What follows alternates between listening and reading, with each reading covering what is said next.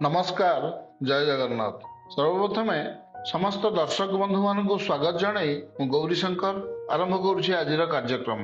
आजिर विषय पुओ पाखकु चिठीटीए। वास्तव में आजिर विषयटी गप हेले भी सत।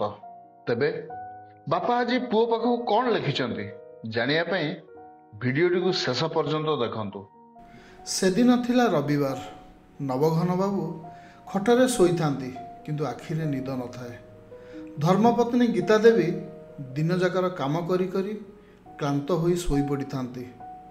घंटारे टंग करी शब्द हला। हठात नवघन बाबूंकर घंटा उपरे नजर पड़िला। राति गोटाए बाजिलानी। सेतेबेले काहींकी केजाणी पुओ को तांकर भारी मने पड़ला। तापरे सेजरू उठी पुओ पाखकु चिठीटीए लिखिबा आरंभ कले। धନରେ रक्त ଯେତେବେଳେ ନିଜର ହୁଏନି କି ସୁଖ ଦୁଃଖରେ ପାଖ ମାଡ଼େନି ସେତେବେଳେ ଆଖିରୁ ଲୁହ ନ ଝରି ଲହୁ ଝରେ। ଛାତିରେ ପୁଞ୍ଜୀଭୂତ କୋହର ଅସହ୍ୟ ବେଦନା ବିନା ମେଘରେ ବଜ୍ରପାତର ଅନୁଭବ ଦିଏ। ତୁ ଘରୁ ଗୋଡ଼ କାଢ଼ିଲା ଦିନଠୁ ଆମ ହୃଦୟରେ ସେହିଭଳି ଏକ ଶୂନ୍ୟସ୍ଥାନ ସୃଷ୍ଟି ହୋଇଛି ଯାହା ମରିବା ଯାଏଁ ସେମିତି ଥିବ। ତଥାପି କହିଦେଲେ ମନଟା ଟିକେ ହାଲକା ହେଇଯିବ ବୋଲି ଭାବି ସବୁ କଥା ଲେଖୁଛି। କାଲି ଭଳି ମନେ ପଡୁଛି ପିଲାଦିନେ ଯୋଉ ହାତ ଧରି ତୁ ବାଟ ଚାଲୁଥିଲୁ ଆଜି ସେଇ ହାତ ଧରି ତୁ ବାଟ କଢେଇ ନେବା କଥା।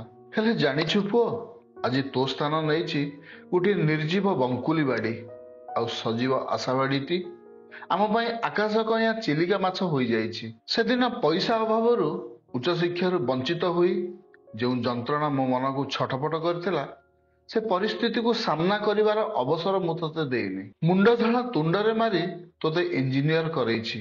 ତେଣୁ ତୁ ଆଜି ବିଦେଶରେ। ପ୍ରତିପତ୍ତି ପ୍ରତିଷ୍ଠା ସବୁ ତୋ ହାତ ମୁଠାରେ। ମାତ୍ର ଧନ ଦେଖି ମୋହ ହେଲା ତ୍ରିନାଥ ମେଳା ପାସୋରିଲା ଭଳି ତୁ ତୋ ଅତୀତକୁ ଭୁଲି ଯାଇଛୁ। ସବୁ ଚିକ୍ ଚିକ୍ କରୁଥିବା ପଦାର୍ଥକୁ ସୁନା ଭାବି ତା ପଛରେ ଧାଇଁଛୁ। ମାତ୍ରାଧିକ ଲୋଭ ଆଉ ଅହେତୁକ ମୋହର ଗରଳକୁ ଢକ୍ ଢକ୍ କରି ପିଇ ହଜମ କରିବାର ଦୁଃସାହସ କରିଛୁ। ହେଲେ ଠକିଯିବୁ ପୁଅ।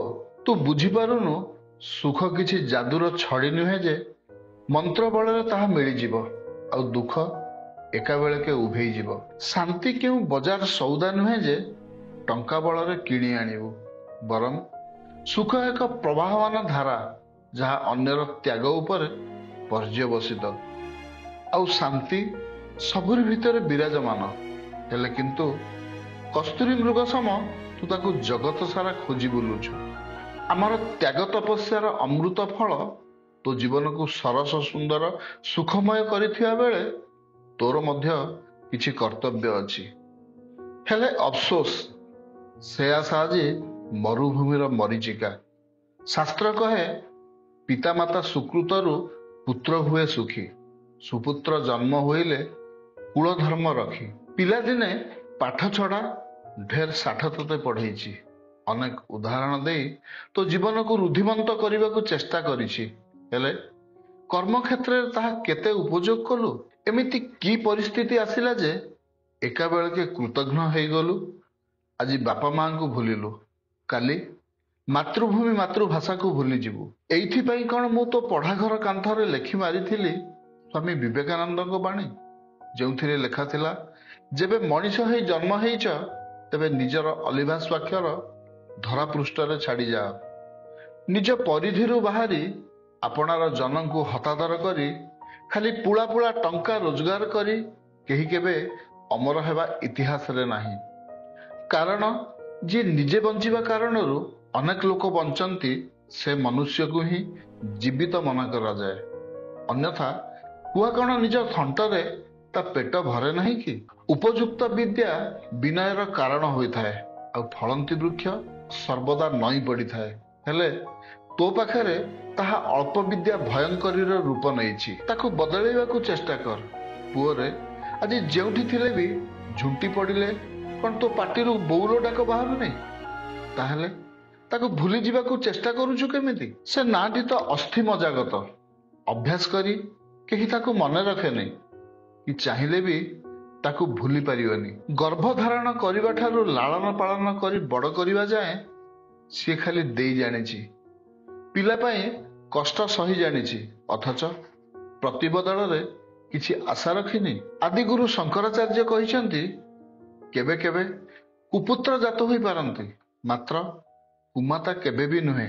ଯିଏ ସ୍ନେହ ମମତାର ମୂର୍ତ୍ତିମନ୍ତ ପ୍ରତୀକ, ଯାହାର ପଣତ ଛାଇ ବିପଦପୂର୍ଣ୍ଣ ଦୁନିଆରେ ସନ୍ତାନର ରକ୍ଷା କବଚ, ସେଇ ମାର ଆସନ ସ୍ୱର୍ଗଠାରୁ ବି ଉଚ୍ଚରେ। ସେ ସବୁ ଶୁଭ ଅନୁକୂଳର ଊର୍ଦ୍ଧ୍ୱରେ, କାରଣ ସେ ହିଁ ଏକା ପଛରୁ ଡାକିଲେ ଶୁଭ, ଆଉ ସନ୍ତାନର ମୁଣ୍ଡରେ ହାତ ରଖିଦେଲେ ଗଡ଼ ଜିଣିବାର ଯୋଗ। ଜାଣିଛୁ ପୁଅ, ଆଜି ବି ସେ ତୋ ପାଇଁ ଏ ଚଉରା ମୂଳେ ଆଉ ଠାକୁର ଘରେ ଗୁହାରି କରୁଛି, ଯେମିତି ତୋ ଗୋଡ଼ରେ କଣ୍ଟା ନ ଫୁଟୁ। କାହିଁକି ନା 40 ବର୍ଷ ହେଲେ ବି ତା ଆଖିରେ ତୁ ଛୁଆ। ସମୟ ଚକ୍ରରେ ଖାଲି ଶରୀରର ଯାହା ପରିବର୍ତ୍ତନ ହେଇଛି ସିନା, ତା ମନ ସେମିତି ଅପରିବର୍ତ୍ତନୀୟ। କଥାରେ ଅଛି, କାଲଠାର କାଲ ମା ଜାଣେ। ତୋ ପସନ୍ଦ ଅପସନ୍ଦର ତାଲିକା ସବୁ ତା ପାଖରେ। ପ୍ରତି ଓଷାବ୍ରତରେ ପିଠା ଗଢ଼ିବା ଠାରୁ ଭୋଗ ଲାଗିବା ଯାଏଁ ତୋ କଥା ମନେ ପକାଇ କେତେ ଯେ କାନ୍ଦେ ତା ନ କହିଲେ ଭଲ। ହେଲେ ତୁ ମନେ ପକାଇ କାନ୍ଦୁଥିବୁ କି ନାହିଁ ଜଣା ନାହିଁ। ଶେଷରେ ଆଶୀର୍ବାଦ କରୁଛୁ, ବାବୁ ଯେଉଁଠି ଥା ଭଲରେ ଥା। କାହିଁକି ନା ହାତୀ ବନସ୍ତରେ ରହିଲେ ବି ରାଜାଙ୍କର। ଏ ଜନ୍ମରେ ଆଉ ତୋ ମୁହଁ ଦେଖିବୁ ଏ ଭରସା ଆମର ନାହିଁ। ତଥାପି ଅଭିଶାପ ବି ଆମ ପାଟିରେ ନାହିଁ। ତୁ ଏବେ ବାପା ହେଇସାରିଲୁଣି। ଆଗକୁ ତୋର ଅନୁତାପ କରିବାର ସମୟ ଆସୁଛି। ପୁରୁଣା କାଳିଆ କଥାଟେ ଶୁଣ। ଶଯ୍ୟା ସାହି ବାପା ଦିନେ ପୁଅକୁ ଡାକି ଚିଠିଟେ ଦେଲେ, ହେଲେ ପରେ ପଢ଼ିବ ଭାବି ପୁଅ ତାକୁ ଘର ଥାକରେ ରଖି କାମରେ ଚାଲିଗଲା। ସମୟାନୁକ୍ରମେ ବାପାଙ୍କ ଦେହାନ୍ତ ପରେ ବୁଢ଼ା ହୋଇ ପୁଅ ଯେତେବେଳେ ସେ ଘର ଖଟକୁ ଆସିଲା, ମନେ ପଡ଼ିଲା ଚିଠି କଥା। ଥାକରୁ ଚିଠିଟିକୁ ଆଣି ଖୋଲି ଦେଖିଲା। ତା ଭିତରେ ଲେଖା ଥିଲା, ପୁଅରେ ତୁ ବି ଦିନେ ବୁଢ଼ା ହେବୁ।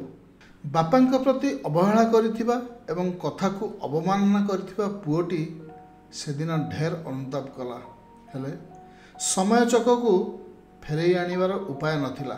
ତୁ ଆଜି ଯାଏଁ ଆମକୁ ଅବହେଳା କରିଆସିଛୁ, ହେଲେ ଏ ଚିଠିଟିକୁ ଅବହେଳା କରିବୁନି, ନଚେତ୍ ଆମ ହୃଦୟର ବେଦନା ବୁଝିଲା ବେଳକୁ ଆଉ ଆମେ ନଥିବୁ। ମନେ ରଖ ପୁଅ, ଜୀବିତାବସ୍ଥାରେ ଯଦି ମୁହଁରେ ଖୁଦକୁଣ୍ଡା ଦେଲୁନି, ମରଣ ପରେ ଛେନାମଣ୍ଡା ବାଣ୍ଟିବାରେ କିଛି ଲାଭ ନାହିଁ। ଏବଂ ମାଗି ଖାଉଥିବା ଆଉ ଯାଚି ଦେଉଥିବା ଦେବତାଙ୍କୁ ଛାଡ଼ି କାଠ ପଥର ମୂର୍ତ୍ତିକୁ ଅମୃତ ମଣହି ଦେଲେ କିଛି ମିଳେନି।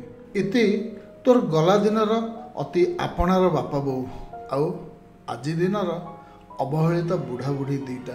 ବାସ୍ ଆଜି ପାଇଁ ଏତିକି। ଭିଡ଼ିଓଟି କେମିତି ଲାଗିଲା? ଯଦି ଭଲ ଲାଗିଥାଏ ତେବେ ଲାଇକ୍ ଓ ସେୟାର କରିବାକୁ ବିଲକୁଲ ଭୁଲିବେନି। ବହୁତ ଶୀଘ୍ର ଆଉ ଏକ ସୁନ୍ଦର ମନଛୁଆଁ ଭିଡ଼ିଓରେ ପୁଣି ଦେଖା ହେବ। ରହୁଛି, ନମସ୍କାର।